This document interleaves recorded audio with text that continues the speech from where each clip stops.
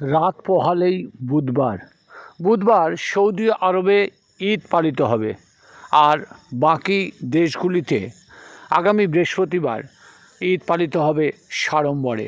খুশিতে মেতেছে গোটা দেশ। এর পাশাপাশি দেগঙ্গায় চিত্র দেখা গেল, ঈদের শেষ কেনাকাটায় উপচে পড়েছে ভিড় বিভিন্ন দোকানগুলিতে। চুড়ির দোকান থেকে আতর এবং টুপি কেনার দোকানের পাশাপাশি বিভিন্ন সরঞ্জাম সাজানোর দোকানগুলিতে যেমন উপচে পড়েছে ভিড়, তেমনি জুতোর দোকান থেকে পোশাকের দোকানে লম্বা লাইন। এমনই ছবি দেখা গেল মঙ্গলবার সন্ধ্যে থেকে রাত পর্যন্ত দেগঙ্গার বেলাচাপা বাজার এলাকায়।